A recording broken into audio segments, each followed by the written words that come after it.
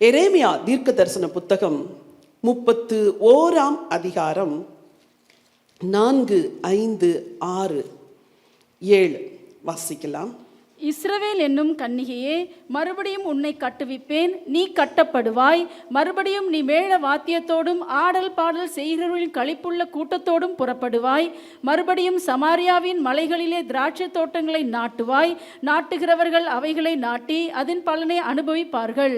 எழுந்திருங்கள், சீயோனில் நம்முடைய தேவனாகிய கர்த்தரிடத்திற்கு போவோம் வாருங்கள் என்று எப்பிராயீமின் மலைகளில் உள்ள ஜாமக்காரர் கூறுங்காலம் வரும். வசனம் சொல்லுகிறது, ஆண்டவர் தன்னுடைய ஜனத்தை மீண்டும் எழுப்புகிற தேவன், மீண்டும் கட்டுகிற தேவன்.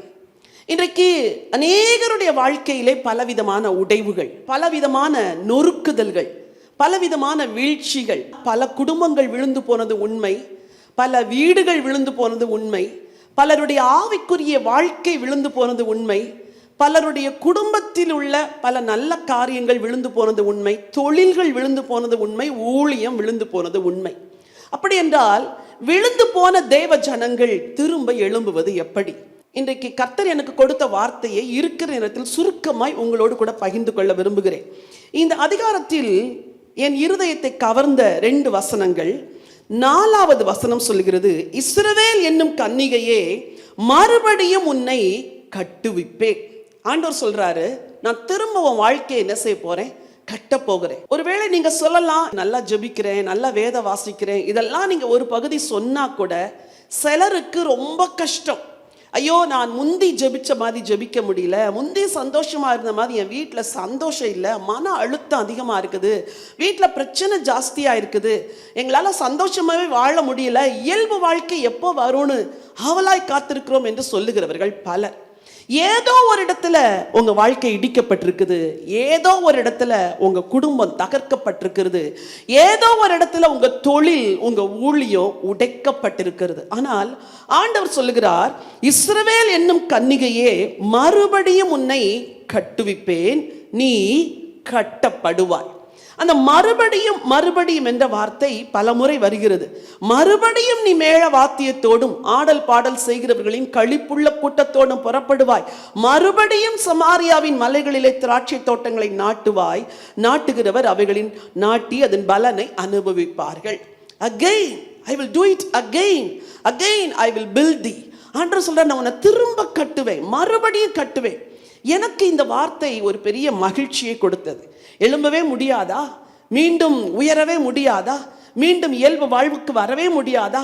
இழந்த சுகத்தை பெறவே முடியாதா என்று கலங்கி இருக்கிற நமக்கு ஆண்டவர் சொல்லுகிற வார்த்தை, இல்லை இல்லை இல்லை, நான் உன்னை மறுபடியும் கட்டுவிப்பேன், உன் வாழ்க்கையை கட்டுவேன், உன் குடும்பத்தை கட்டுவேன், உன் ஊழியத்தை கட்டுவேன், மறுபடியும் கட்டுவிப்பேன். அப்போ நம்ம என்ன செய்யணுமா? வசனம் அதே அதிகாரத்துல அழகாய் சொல்லுகிறது. 6வது வசனம் எல்லாரும் சேர்ந்து வாசிங்க. எழுந்திருங்கள், சீயோனில் நம்முடைய தேவனாகிய கர்த்தரிடத்திற்கு போவோம் வாருங்கள் என்று எப்பிராயீமின் மலைகளில் உள்ள ஜாமக்காரர் கூறும் காலம் வரும். ஜாமக்காரர்கள், திறப்பில் நிற்கிறவர்கள், ஜெபிக்கிறவர்கள் ஜனங்களை பார்த்து சொல்றாங்களாம், எழுந்திருங்கள், நம்முடைய தேவனாகிய கர்த்தரிடத்திற்கு போவோம் வாருங்கள் என்று. ஒருவேளை நான் ஒரு ஜாமக்காரியா இருப்பேன் என்றால் நான் உங்களை பார்த்து என்ன தெரியுமா சொல்லுகிறேன்? திறப்பில் நிற்கிறேன், நான் ஜெபம் பண்ணுகிறேன். கர்த்தர் இன்றைக்கு இந்த வார்த்தையை சொல்லுகிறார், நீங்கள் திரும்ப எழும்புங்கள், வாருங்கள், தேவனிடத்திற்கு போவோம். அப்ப நம்ம எல்லாரும் ஆண்டவற்றை போறதற்கு ஆண்டவர் நமக்கு ஒரு நம்பிக்கையை கொடுக்கிறார். ஹல்லேலூயா. Come unto me, என்கிட்ட வாங்க, நீங்க வந்தீங்கன்னா நான் உங்க வாழ்க்கையை கட்டுறேன். நீ அங்கே இருந்தால் உன் வாழ்க்கை கட்டப்படாது, நீ என்னிடத்தில் திரும்ப வா, உன் வாழ்க்கை கட்டப்படும் என்று சொல்லுகிறார். சொல்லுங்க, எழுந்திருங்கள். எல்லாரும் சொல்லுங்க, எழுந்திருங்கள், சீயோனில் நம்முடைய தேவனாகிய கர்த்தரிடத்திற்கு போவோம் வாருங்கள். இன்னைக்கு யாராவது சோர்ந்து போயிருக்கிறீங்களா? யாராவது தளர்ந்து போயிருக்கிறீங்களா? உங்களை பார்த்து நான் ஒரு அன்பின் அழைப்பை கொடுக்கிறேன். எழுந்திருங்கள். போதும் அழுதது, போதும் புலம்பியது, போதும் கண்ணீர் விட்டது, போதும் சிதறுண்டு கிடந்தது, போதும் நொறுங்குண்டு கிடந்தது. எழும்புங்கள், நம்மை கட்டுகிற ஒரு தேவன் இருக்கிறார், திரும்ப அவரிடத்தில் போவோம் வாருங்கள் என்று உங்களை பார்த்து நான் அழைக்கிறேன். சரி, நம்முடைய வாழ்க்கை ஏன் இடிந்தது? முதல்ல அதை பார்க்கணும் இல்லையா? பழைய ஏற்பாட்டு காலத்துல ஒவ்வொரு பட்டணத்தை சுற்றிலும் அரண்களை கட்டுவார்களாம், மதில்களை கட்டுவார்கள். எருசலேம் மதில்களால் சூழப்பட்ட ஒரு பட்டணமா இருந்துச்சு. அதன் மதில்கள் ரொம்ப உயரமும் பலமும் உள்ளதா இருந்ததுனால சத்துருக்கள் அவ்வளோ ஈஸியா எருசலேமுக்கு வர முடியாது.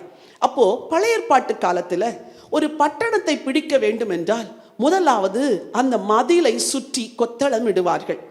அந்த மதிலை சுற்றி கொத்தளமிட்டு முதல்ல பிளான் பண்ணிடுவாங்க, நம்ம இந்த பட்டணத்தை தாக்க போறோம், இந்த பட்டணத்தை நாம் முற்றுகை போட போகிறோம், இந்த பட்டணத்தை சூழ நிற்க போகிறோம், இவ்வளவு வில் வீரர்கள் இருக்க வேண்டும், இவ்வளவு ஆயுதம் தரித்த வீரர்கள் இருக்க வேண்டும், மதிலிடிக்கும் எந்திரங்களை எல்லாம் இத்தனை சுற்றி வைக்க வேண்டும், இந்த இடத்தில் மதிலை நாம் உடைக்க வேண்டும், உள்ளே பிரவேசிக்க வேண்டும், பட்டணத்தை மேற்கொள்ள வேண்டும் என்று ஸ்ட்ராட்டஜி போடுவார்கள்.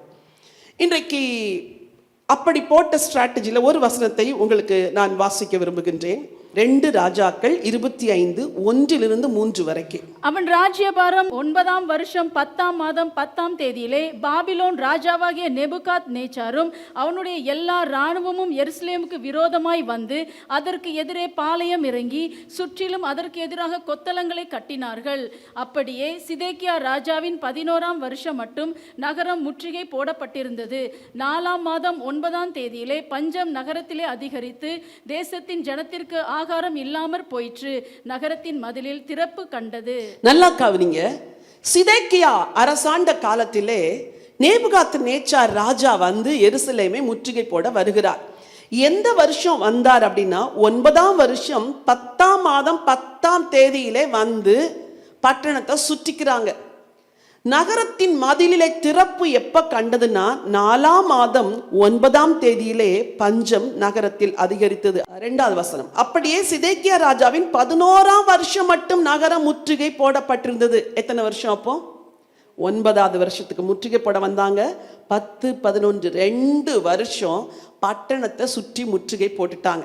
ஜனங்கள் உள்ளேயும் போக முடியாது, ஜனங்கள் வெளியேயும் வர முடியாது. இந்த எதிரி பட்டணத்தை சுற்றிலும் முற்றுகை போட்டுட்டு வசனம் சொல்லுது 4வது மாதத்திலே பட்டணத்திலே மதிலிலே என்ன கண்டதாம்? திறப்பு கண்டதாம். அப்போ 2 இயர்ஸ் அவங்கள சுற்றிலும் முற்றுகை போட்டுட்டு எதுக்காக முற்றுகை போட்டாங்க தெரியுமா? ஒரே ஒரு திறப்பு கண்டுட்டா போதும், என்ன செஞ்சிடலாம்? உள்ள போயிடலாம். இன்னைக்கு உங்க பர்சனல் லைஃப், உங்க ஃபேமிலி லைஃபை கூட பிசாசு இப்படிதான் முற்றுகை போட திட்டமிடுகிறான். அவன் கொஞ்ச நாளெல்லாம் போட மாட்டான், ரொம்ப நாள் போடுவான்.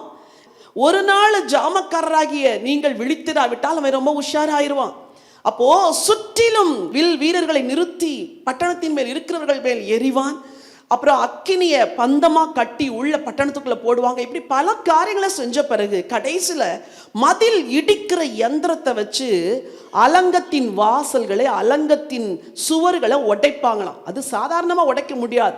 உடைச்சு உடைச்சு உடைச்சு உடைச்சு ஒரு இடத்துல திறப்பு கண்டுச்சா உடனே எல்லாரும் உள்ள போய் பட்டணத்தை பிடித்து கொள்வார்கள். இன்னைக்கு பட்டணத்தை பிடிச்ச பிறகு அவங்களுக்கு ரொம்ப ஈஸியாயிரும். மதிலை இடிக்கிறதும் அலங்கத்தை உடைக்கிறதும் ஜனங்களை கொலை செய்கிறது. இன்னைக்கு நம்ம வாழ்க்கையை கூட பிசாசு இப்படித்தான் நம்மை மதில் சூழ நின்று நம்மை சூழ கொத்தளமிட்டு நம்ம வாழ்க்கையை பிரேக் பண்றதுக்கு நினைக்கிறான். இந்த நேபுகாத் நேச்சார் வந்து எருசலேமின் அலங்கத்தை பிடிச்சு உள்ள தேவாலயத்தை எல்லாம் சுட்டரித்து அலங்கத்தெல்லாம் இடிச்சு நொறுக்கி தரைமட்டமாக்கிட்டு போயிட்டான். இப்போ அலங்கம் எப்படி இருக்கிறது? இடிப்பட்டதா இருக்கிறது. இந்த அலங்கம் எப்பொழுது கட்டப்பட்டது என்றால் நெகேமியாவின் நாட்களில் தான் கட்டப்பட்டது. என்றைக்கோ இடிக்கப்பட்ட ஒரு அலங்கம் அதன் பிறகு நெகேமியாவின் நாட்களிலே கட்டப்பட்டது. எப்படி கட்டப்பட்டது? ஒரே ஒரு மனுஷனுக்கு ஆண்டவர் உள்ளத்திலே பாரத்தை கொடுக்கிறார். ஐயோ, எருசலேமின் மதில் இடிக்கப்பட்டு கிடக்கிறது, அலங்கம் எல்லாம் சுட்டரிக்கப்பட்டு கிடக்கிறது, நம்ம போய் அதை எழுப்பி கட்டணும்னு ஒரு மனுஷனுடைய உள்ளத்துல கர்த்தர் எண்ணத்தை கொடுத்தார். அந்த ஒரு மனுஷன், அந்த ஒரு மனுஷி நீங்க தான். நீங்க இன்னைக்கு ஒரு தீர்மானத்தோடு இந்த ஜெபத்தை விட்டு போகணும். ஒன்று, என் வாழ்க்கையை கட்ட போறேன், என் குடும்பத்தை கட்ட போகிறேன், கர்த்தர் எனக்கு கொடுத்த தொழிலை கட்ட போகிறேன், ஆண்டவர் எனக்கு கொடுத்த ஊழியத்தை கட்ட போகிறேன். நீங்க எதையெல்லாம் இழந்தீங்களோ, எதெல்லாம் உடைக்கப்பட்டதோ, எதெல்லாம் இடிக்கப்பட்டதோ அதையெல்லாம் திரும்பவும் கட்டுகிற ஒரு காலத்துல நீங்க இருக்கிறீங்க, கட்ட போகிறீங்க. ஹல்லேலூயா சொல்லுங்க. என் வாழ்க்கை கட்டப்படும், என் குடும்பம் கட்டப்படும், என் தொழில் கட்டப்படும், என் ஊழியம் கட்டப்படும். இந்த 4 காரியத்தையும் ஆண்டவர் கட்ட விரும்புகிறார். சரி, சில வசனங்களை உங்களுக்காக நான் வேதத்திலிருந்து வாசிக்க விரும்புகிறேன். நெகேமியாவின் புத்தகத்திற்கு வேதத்தை திருப்பிக் கொள்ளுங்கள். நெகேமியாவின் புத்தகம் 1 அதிகாரம் 3வது வசனம் வாசியுங்கள். அதற்கு அவர்கள், சிறையிருப்பில் மீந்திருக்கிறவர்கள் அந்த தேசத்திலே மகா தீங்கையும் நிந்தையும் அனுபவிக்கிறார்கள். எருசலேமின் அலங்கம் இடிப்பட்டதும் அதன் வாசல்கள் அக்கினியால் சுட்டெரிக்கப்பட்டதுமாய் கிடக்கிறது என்றார்கள். அடுத்த வசனம். இந்த வார்த்தைகளை கேட்டபோது நான் உட்கார்ந்து அழுது சில நாளாய் துக்கித்து உபவாசித்து மன்றாடி பரலோகத்தின் தேவனை நோக்கி. நல்லா கவனிங்க. நெகேமியாவின் நாட்களில் செய்தி வருது. என்ன செய்தி வருது? எருசலேமின் அலங்கம் என்ன செய்யப்பட்டது? இடிக்கப்பட்டது, அது சுட்டெரிக்கப்பட்டது அப்படின்னு. சரி, நம்ம இங்க பாபிலோன்ல தானே இருக்கிறோம், எருசலேம் இடிக்கப்பட்டா நமக்கு என்ன அப்படின்னு நெகேமியா வாழாவிருக்கவில்லை. அவர் இந்த செய்தியை கேட்ட உடனே, இந்த வார்த்தைகளை கேட்டபோது நான் உட்கார்ந்து அழுது சில நாளாய் துக்கித்து உபவாசித்து மன்றாடி பரலோகத்தின் தேவனை நோக்கி. ஒரு பெரிய பேர்டன் உள்ளத்துல வந்துருச்சு. இன்னைக்கு நான் உங்களை பார்த்து கேட்கிறேன், ஏதாவது செய்தியை கேட்கும்போது உங்க உள்ளம் பாரப்படுதா? குடும்பத்தில் நடக்கிற நிகழ்வுகளை கேட்கும் பொழுது மனசு பாரப்படுதா? உறவினர்கள் வாழ்க்கையில் நடக்கிற செய்திகளை கேட்கும் பொழுது மனசு பாரப்படுதா? ஐயோ தெய்வமே, இதெல்லாம் ஏன் நடக்குது? நம்முடைய அலுவலகத்திற்கு ஒவ்வொரு நாளும் நூற்றுக்கணக்கான போன்கள் வருகிறது. சில டெலிஃபோன்ஸ் நான் அட்டன் பண்ணுவேன், எனக்கு பர்சனலாகவும் சில வரும். அவைகளெல்லாம் கேட்கும் பொழுது இருதயம் பாரப்படும். எப்படி ஆண்டவரை இதெல்லாம் மாறும்? இவங்க நூற்றுக்கணக்கில் பண்றாங்களே, நூற்றுக்கணக்கானவர்களுக்கு விடுதலை எப்படி ஆண்டவரை வாங்கி தர்றது? அப்ப ஆண்டவர் சொன்னார், விடுதலையை கொடுப்பது நீ அல்ல, விடுதலையை கொடுப்பது நான். உன் ஜெபம் ஜஸ்ட் என்கிட்ட வருது, அவ்வளோதான். ஆனா விடுதலையை கொடுக்கிறவர் நான். உன் வேலை என்ன தெரியுமா? ஒவ்வொருத்தருக்காயும் ஜெபம் பண்ணி வச்சிரு, விடுதலையை நான் கொடுக்கிறேன் என்று ஆண்டவர் சொன்னார். அப்போ இந்த நெகேமியா இடிக்கப்பட்ட அலங்கம், நொறுக்கப்பட்ட அலங்கத்தின் செய்தியை கேட்ட உடனே உட்கார்ந்து அழுது சில நாளாய் துக்கித்து உபவாசித்து மன்றாடி பரலோகத்தின் தேவனை நோக்கி. உங்க வாழ்க்கை கட்டப்படணும்னா முதல்ல நீங்க இதைத்தான் செய்யணும். நான் சொன்னேன், எனக்கு 4 காரியங்களை ஆண்டவர் கட்டி எழுப்ப விரும்புகிறார். அதில் ஒன்று உங்களுடைய பர்சனல் ஸ்பிரிச்சுவல் லைஃப். உங்க ஆத்துமாவை, உங்கள் ஆவிக்குரிய வாழ்க்கையை பழுது பார்த்து நீங்கள் கட்ட வேண்டும்.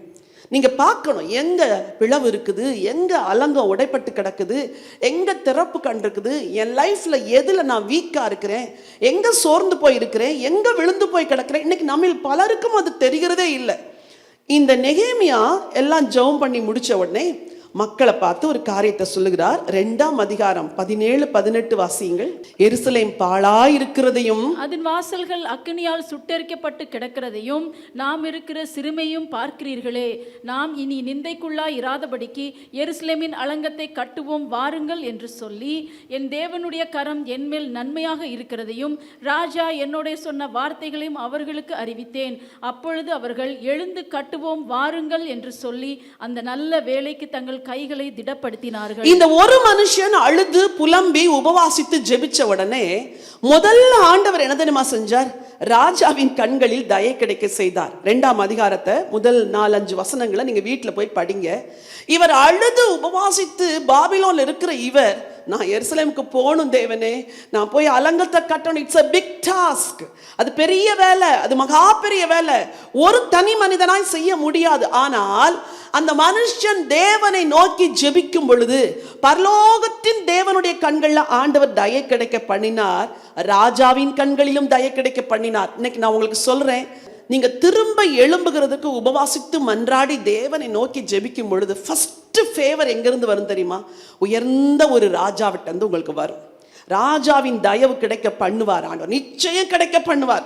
2வது வசனம் சொல்லுது, மக்கள்லாம் அனுசரணையா கூட வந்து நிக்கிறாங்களாம்.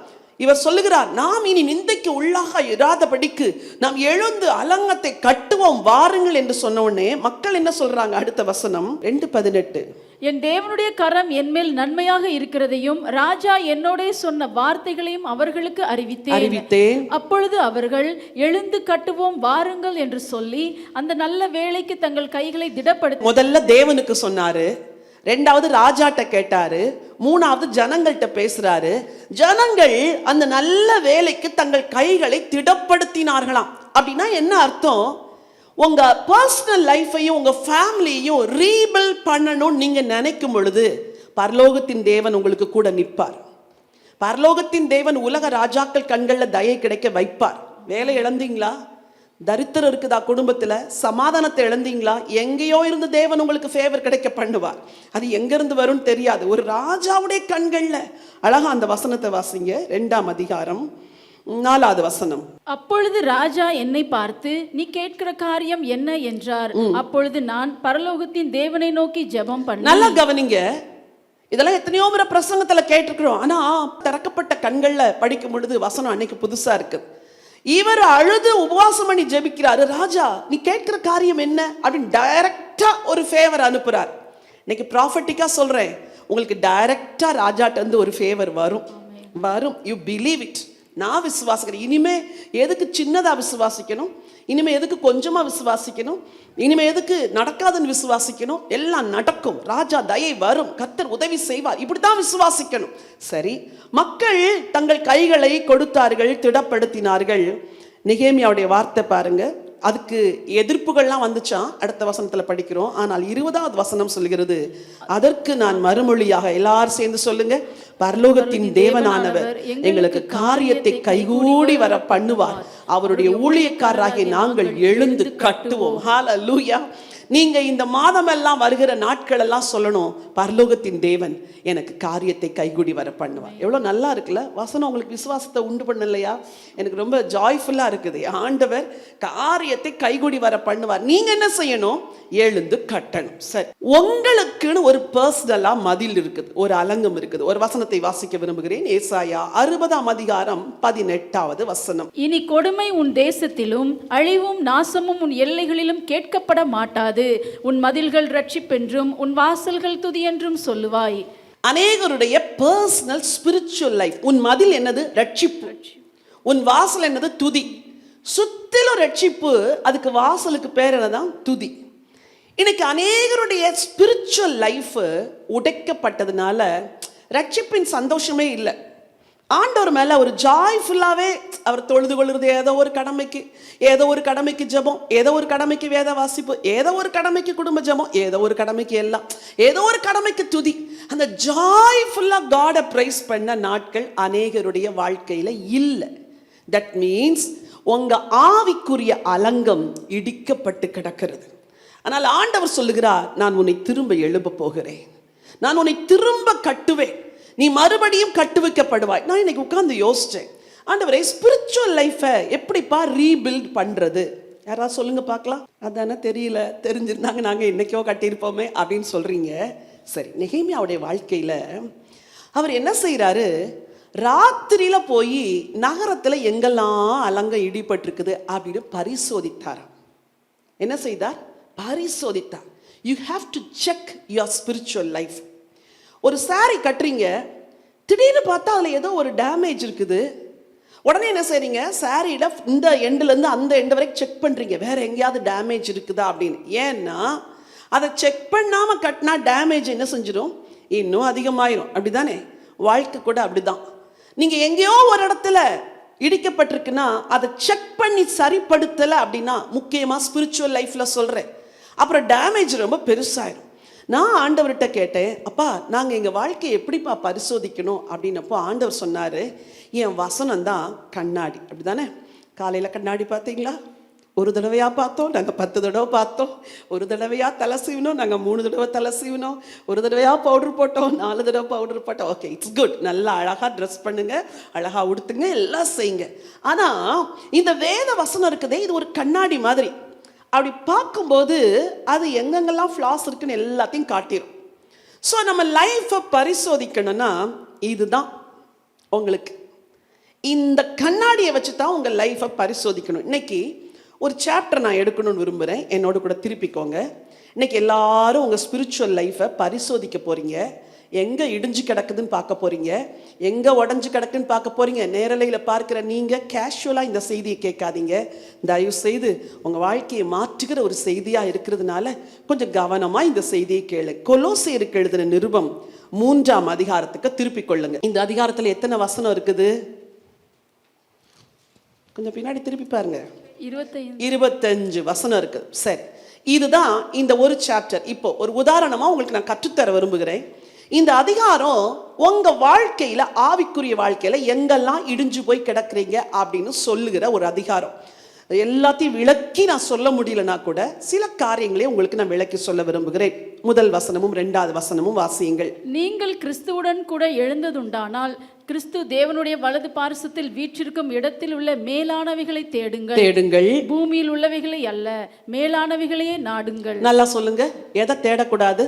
பூமியில் உள்ளவைகள். எதை தேடணும்?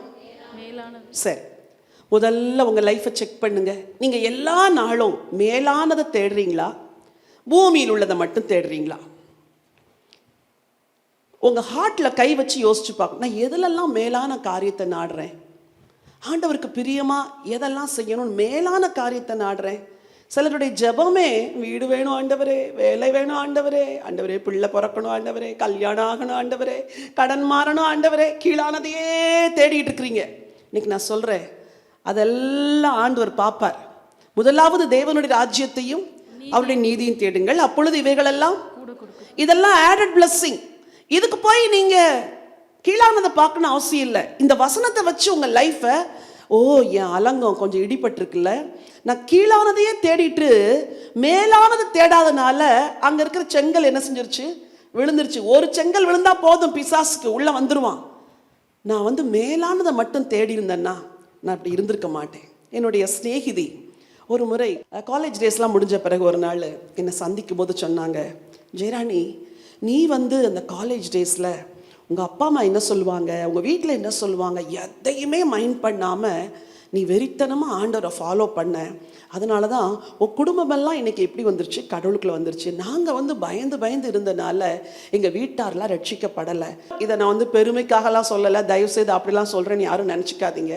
அவங்க சொன்ன சாட்சி, உன்னை போல நாங்களும் வைராக்கியமாக இருந்திருந்தா இன்னைக்கு என் குடும்பமும் ஆண்டவருக்குள்ளே வந்திருக்குமே, என் கணவரும் ரட்சிக்கப்பட்டிருப்பாரு, நான் நல்ல வாழ்க்கையை, ரட்சிக்கப்பட்ட வாழ்க்கை துணையை தேடிருப்போமே அப்படின்னு அவங்க சொன்னாங்க. எனக்கு ரொம்ப ஆச்சரியமா இருந்துச்சு. இது நான் செஞ்சதில்ல, ஆண்டவர் கொடுத்த கிருபை தான். ஆனா வாழ்க்கையில நீங்க எல்லாருமே கீழானதை தேடாதீங்க. வாலிப பிள்ளைகளுக்கு முக்கியமா சொல்றேன், அழிந்து போகிற இந்த உலகத்தின் காரியத்தையும் ஆசைகளையும் தேடி மேலானதை விட்டுறாதீங்க. அழிந்து போகிற அன்பை தேடி மேலான அன்பை விட்டுறாதீங்க. மாறி போகிற அன்பை தேடி மேலான அன்பை விட்டுறாதீங்க. கீழானவைகளை அல்ல, மேலானவைகளை தேடணும். நம்பர் 1. அப்புறம் அதே அதிகாரத்தின் 5வது வசனம் வாசிங்க. ஆகையால் விபச்சாரம், அசுத்தம், மோகம், துரிச்சை, விக்கிரகாராதனையான பொருளாசை ஆகிய இவைகளை பூமியில் உண்டு பண்ணுகிற உங்கள் அவயங்களை அழித்து போடுங்கள். இங்க கொஞ்சம் லிஸ்ட் போட்டு வச்சிருக்கிறாருல்ல, விபச்சாரம், அசுத்தம், மோகம், துரிச்சை, விக்கிரகாராதனை ஆகிய பொருளாசை. இதுல எல்லாமே நம்மகிட்ட இல்லைன்னா கூட ஒன்று இருக்கும், விக்கிர ஆராதனை ஆகிய என்னது, பொருள் ஆசை. 4 குக்கர் வீட்டில் இருந்தாலும் 5வது குக்கரை வாங்கி கபோர்டில் வைக்கிறதுக்கு எல்லாத்துக்கும் ஆசை. 3 தாவா இருக்குது, உனக்கு எதுக்கு 4வது தாவா சொல்லுங்க, எதுக்கு உனக்கு 4வது? 3 கப்ஸ் டீ செட்ஸ் இருக்குது. அப்புறம் கடையில் ஒன்று அழகாக பார்த்து அந்த டிசைன் அழகாக இருக்குன்னு ஒன்று வாங்குறீங்க. இன்னைக்கு வீட்டில் போய் என்னெல்லாம் புதுசு வச்சுருக்கிறீங்களோ எடுத்து இல்லாதவங்களுக்கு கொடுக்க போகிறீங்க. சரியா? நான் எல்லாரும் முறைக்கிறீங்க என்னைய. வசனம் சொல்லுது, பொருள் ஆசையாகி என்னது, விக்கிரக ஆராதனை. இன்னைக்கு எல்லாருக்குள்ள இது மலிஞ்சு போய் கிடக்குது. கார் வாங்கி 3 வருஷம் தான் ஆச்சு, அதுக்குள்ள காரை மாத்துறாங்க. பைக் வாங்கி 2 வருஷம் தான் ஆகுது, அதுக்குள்ள வேற பைக். தேவையில்லை. உங்களுக்கு வேண்டியது ஒரு வாகனம். அந்த வாகனம் கம்ஃபர்டபுளா ஃபேமிலி போகணும், கண்டிப்பா வேணும். சில வீட்டில் 4 பேர் 4 விதமாக வாழ்ந்தா அவங்களுக்கு 4 கார் அவங்களுக்கு அவசியம். அதை பார்த்து என்ன 4 கார் வச்சிருக்கிறாங்க அப்படி சொல்லாதீங்க. லைஃப் ஸ்டைல் அப்படி, அவங்க பேட்டர்ன் அப்படி, அவங்க அப்படிதான் போய் ஆகணும். அது பொருளாசை அல்ல. தேவைகளுக்காக எதையுமே வைக்கிறது பொருளாசை இல்லை. தேவைக்கு மிஞ்சி வச்சிருந்தா அது உங்களுக்கு என்னவா மாறிடுது? வாழ்க்கையில நம்மளை அலசி ஆராய்ந்து பார்க்கிறதுக்கு இந்த வேத வசனம் உதவி செய்யுது. இன்னும் கொஞ்சம் கீழே வரலாமா? 8வது வசனம் எல்லாரும் வாசிங்க. இப்பொழுதோ கோபமும், எப்படி கோபமும், மூர்க்கமும் பொறாமையும் உங்கள் வாயில் பிறக்கலாகாத தூஷணமும் வம்பு வார்த்தைகளுமாகி இவைகளை எல்லாம் விட்டு விட்டீங்களா? எல்லாத்தையும் காலையில் எவ்வளோ சண்டை போட்டீங்கன்னு வீட்டில் போய் உள்ள கேமராவில் பார்த்தா தெரியும். என்ன கோபம் வந்துச்சு, என்ன தட்டு பறந்துச்சு, என்ன மூர்க்கமான வார்த்தை வந்துச்சு. லைஃப்பை இப்படி தான் செக் பண்ணணும். வசனம் இருக்குதே கண்ணாடி. ஆண்டவரே நான் கோவப்படுறேன், ஆண்டவரே நான் மூர்க்கமாக பேசிடுறேன், ஆண்டவரே அவங்க வீடு ஆசீர்வதிக்கப்படும் போது எனக்கு பொறாமையாக இருக்குது ஆண்டவரே, இவங்க மட்டும் ஆசீர்வதிக்கப்படுறாங்களே. ஆண்டவரே என் வாயில் தூஷணமாக பேசுகிறேன் ஆண்டவரே, மனைவியை தூஷணமாக பேசுகிறேன், புருஷனை கேவலமாக பேசுகிறேன் ஆண்டவரே, வாயில் பிறக்கலாகாத வம்பு வார்த்தை பேசுகிறேன் ஆண்டவரே. வாலிப பிள்ளைங்களே, உங்கள் வார்த்தைகள் வம்பு வார்த்தையாக இருக்கா, அன்பு வார்த்தையாக இருக்குதா? நான் வம்பு வார்த்தை பேசக்கூட செக் பண்ணணும், வசனத்தில் கை வச்சு ஜெபம் பண்ணணும். ஐயோ ஆண்டவரே இதெல்லாம் என்கிட்ட இருக்குதே, அப்போ நான் விழுந்து கிடக்கிறேனே ஆண்டவரே, என் அலங்க உடஞ்சு கிடக்குதே ஆண்டவரே, என் அலங்கத்தில் கேப் இருக்குதே ஆண்டவரே, நான் மன்னிச்சிருங்க ஆண்டவரே, நான் சீர்படுத்துங்க ஆண்டவரே. இன்னைக்கு மற்றவங்களை பற்றி பேசுறது, பொறாமையான வார்த்தை, கோல் சொல்லுகிற வார்த்தை எவ்வளோ நம்ம வாழ்க்கையில் மலிஞ்சு போயிருக்குது இல்லை? சிலர் ப்ராஸ்பெரிட்டி டாக்டரினை பேசுகிறாங்க, எல்லாம் நல்லது, நீங்கள் செழிச்சிருங்க, உங்கள் எல்லார் வீட்லேயும் ஒரு கார் இருந்தால் நான் ரொம்ப சந்தோஷப்படுவேன், நீங்கள் எல்லாரும் சொந்த வீடு வச்சுருந்தா நான் சந்தோஷப்படுவேன். ஆனால் இந்த கோபமும் மூர்க்கமும் பொறாமையும் இருந்து சொந்த வீடு இருந்து என்ன பிரயோஜனம் சொல்லுங்கள்? முதல்ல இது சரியாகணும். ஹல்லேலூயா சொல்லுங்க. திரும்பவும் எழும்புவோம், திரும்பவும் நான் எழும்ப போகிறேன், நான் திரும்ப என் அலங்கத்தை கட்ட போகிறேன். ஓகே, வேகமாக போகலாம். 9வது வசனம். ஒருவருக்கொருவர் பொய் சொல்லாதிருங்கள். எப்படி இப்பெல்லாம் ரொம்ப சகஜமா, அதை விளக்க வேண்டிய அவசியம் இல்லை. ஒருத்தருக்கு ஒருத்தர் என்ன செய்யாதீங்க, பொய் சொல்லாதீங்க. கணவனுடைய வருமானம் மனைவிக்கு தெரியாது, மனைவியுடைய வருமானம் கணவனுக்கு தெரியாது. ஏன்னா அது அப்படிதான் இருக்குது லைஃப் ஸ்டைல்.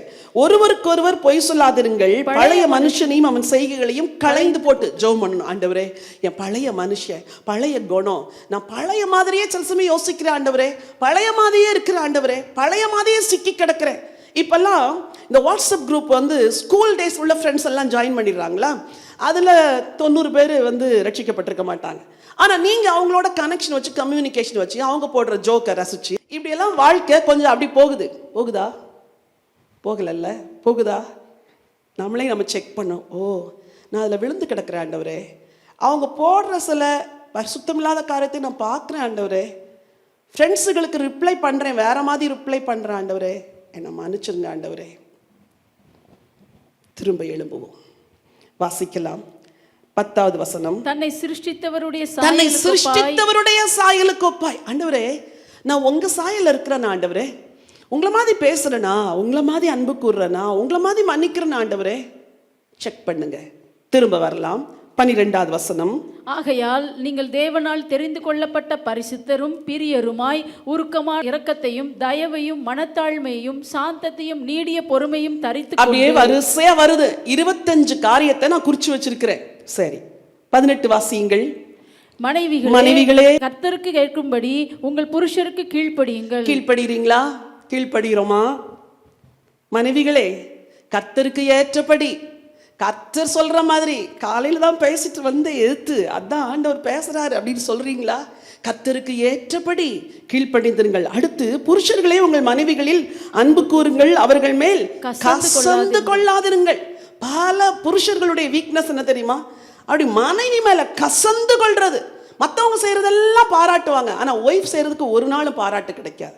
அப்படி இருந்தா திரும்ப எழும்பணும். நீங்க திரும்ப எழும்பி ஆகணும். தீர்மானம் எடுங்க, இனிமே என் மனைவியை கசந்து கொள்ள மாட்டேன், அவளை கரெக்ட் பண்ணா கூட நான் அன்பா தான் கரெக்ட் பண்ணுவேன். கர்த்தருடைய வார்த்தை எவ்வளோ நமக்கு பேசுது இல்லை? சரி, அப்படியே கொஞ்சம் கீழே வாங்க. 20. பிள்ளைகளே உங்கள் பெற்றோருக்கு எல்லா காரியத்திலையும் பிள்ளைகளே உங்கள் பெற்றோருக்கு சில காரியத்தில் விரும்பினால் கீழ்ப்படியுங்கள், விரும்பவில்லை என்றால் கீழ்ப்படிய வேண்டாம், வசதிப்பட்டால் கீழ்ப்படியுங்கள், வசதிப்படவில்லை என்றால் கீழ்ப்படிய வேண்டாம். அப்படியா சொல்லியிருக்குது? வீட்டை விட்டு வெளியே போகும்போது சொல்லிட்டு போகணும். சரியா? எங்கே போகிறீங்க, எப்போ வருவீங்க, யாரை பார்க்க போகிறீங்க, உண்மையாக இருக்கணும். வசனம் சொல்லுது, பிள்ளைகளே உங்கள் பெற்றாருக்கு எல்லா காரியத்திலும் கீழ்ப்படியுங்கள், இது கர்த்தருக்கு பிரியமானது. எப்படி இருக்குது இல்லை? பிள்ளைங்க நமக்கு கீழ்ப்படிஞ்சா நமக்கே பிரியமாக இருக்குது, கீழ்ப்படியலைன்னா நமக்கு வருத்தமாக இருக்குது. ஆண்டவர் அப்படித்தான். சரி, இன்னைக்கு உங்கள் ஆவிக்குரிய வாழ்க்கையை அலங்கத்தை கட்டுகிறதற்கு இதெல்லாம் தேவனுடைய வார்த்தை. இந்த ஒரு கொலோசையரை இன்னைக்கு சாயங்காலம் போய் உங்களுக்கு அசைன்மெண்ட் உட்கார்ந்து எழுதி, இதில் எதுலெல்லாம் நான் விழுந்து போயிருக்கிறேன், இந்த ஒரு சாப்டரை உங்கள் லைஃபுக்கு ஒரு செக்லிஸ்ட் மாதிரி வச்சு உங்கள் லைஃப்பை செக் பண்ணாலே நீங்கள் எவ்வளோ மாறிடுவீங்க. உங்கள் ஆவிக்குரிய வாழ்க்கையில் ஒரு எழுப்புதல் வந்துடும். உங்கள் ஆவிக்குரிய வாழ்க்கையில் அலங்கம் இடிந்து கிடக்கிறதெல்லாம் திரும்ப கட்டப்படும். இப்படித்தான் ஆண்டவர் உங்கள் ஆத்தும அலங்கத்தை கட்ட விரும்புகிறார். ஹல்லேலூயா. எதை கட்ட விரும்புகிறார்? ஆத்தும அலங்கத்தை. வாழ்க்கை போராட்டம் நிறைந்ததுதான், வாழ்க்கை பிரச்சனை நிறைந்ததுதான், மேடு பள்ளங்கள் நிறைந்ததுதான். ஆனாலும் உங்க ஆத்துமா வாழ்ந்திருக்கும். எப்ப தெரியுமா? இந்த வசனத்தின்படி இடிந்து கிடக்கிற அலங்கத்தை கட்ட ஆரம்பிச்சிட்டிங்கன்னா உங்க லைஃபே ரொம்ப ஃப்ளரிஷ்ட் லைஃபா, பிளஸ்ட் லைஃபா இருக்கும். ஹalleluya. ஒரு பாடலை பாட விரும்புகிறேன். வாழ்க்கை என்பது போராட்டமே, நல்லதொரு போராட்டமே. வாழ்க்கை என்பது போராட்டமே, நல்லதொரு போராட்டமே. ஆவிதரும் பட்டயத்தை, ஆவிதரும் பட்டயத்தை எடுத்து போராடி வெற்றி பெறு, எடுத்து போராடி வெற்றி பெறு. பிரியமானவனே, உன் ஆத்துமா வாழ்வது போல் நீ எல்லாவற்றிலும் வாழ்ந்து சுகமாயிரு மகனே. பிரியமானவளே, உன் ஆத்துமா வாழ்வது போல் நீ எல்லாவற்றிலும் வாழ்ந்து சுகமாயிரு மகளே. ஓட்ட பந்தயம் நீ ஓடுகிறாய், ஒழுங்கின்படி ஓடு மகளே. பக்கத்துல பார்த்து சொல்லுங்க. ஓட்ட பந்தயம் நீ ஓடுகிறாய், ஒழுங்கின்படி ஓடு மகளே. நெருங்கி வரும் பாவங்களை, நெருங்கி வரும் பாவங்களை உதறி தள்ளிவிட்டு ஓடு மகனே, உதறி தள்ளிவிட்டு ஓடு மகளே. பிரியமானவனே, உன் ஆத்துமா வாழ்வது போல் நீ எல்லாவற்றிலும் வாழ்ந்து சுகமாயிரு மகளே.